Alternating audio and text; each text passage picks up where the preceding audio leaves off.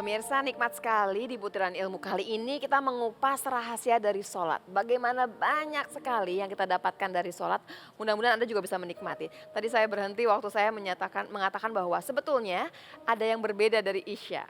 Waktu yang lain disegerakan, begitu dengar azan, yang ini boleh ditunda sampai ketemu dekat-dekat dengan waktu tidur. Kenapa, Habib? Baik, Bismillahirrahmanirrahim. Mbak Lula yang saya hormati dan juga seluruh pemirsa. Tadi bagaimana sebetulnya seluruh sholat sebetulnya itu adalah disunahkan dipercepat. Iya. Gitu azan kita lakukan sholat. Sebetulnya Isya pun seperti itu sebetulnya. Nah, tetapi Nabi Muhammad SAW menyampaikan bagi kalian yang mau menunda waktu Isya itu dibolehkan sampai sekitar tengah malam. Dalam satu hadis dikatakan begitu. Tadi pertanyaannya kenapa? Pertama adalah ada hadis yang menyatakan bahwa Nabi Muhammad SAW itu membenci ngobrol setelah Isya. Mungkin nanti kita pertanyakan lagi, loh kok kenapa? Kok kita nggak boleh ngobrol habis Isya? Bukan nggak boleh ngobrol, tapi Nabi kita SAW ingin membimbing seluruh umatnya itu agar kata-kata terakhir yang dia ucapkan itu adalah hubungan dia dengan Allah.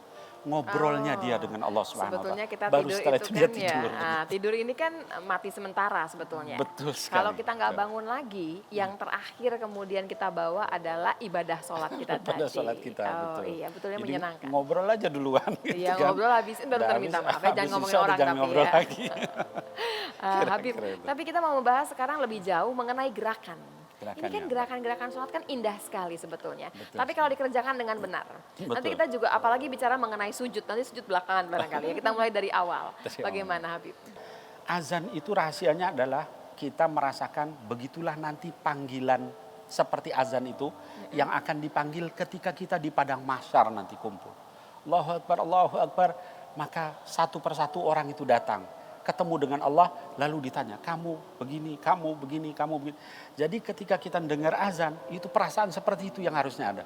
Oh nanti kita dipanggil kayak begini, cepat kita segera Karena nggak punya melakukan sholat. ilmunya, nggak mengerti Karena rahasianya. nggak tahu. Kita dengar azan, Lewat cuman azan. artinya oke panggilan nih sudah masuk waktunya. Betul sekali. Betul. Nah Habib, ini baru gerakan yang awal kan? Baru Ini gerakan gerakan-gerakan awal, belum seperti gerakan Allahu sholatnya. Akbar waktu mengangkat. Semua ada maknanya. Semua ada maknanya. Ada maknanya. Saya paling ingat sekali adalah bahwa kalau kemudian ya seorang ibu hamil dan hamilnya tuh sungsang, yang disuruh sama dokternya adalah sujud. Nah, sujud kemudian si anak akan berputar. Nanti kembali. jadi kepalanya nanti akan Normal. jatuhnya di sebelah bawah Betul. dan kakinya sebelah atas. Sungsang itu kita kejar dengan.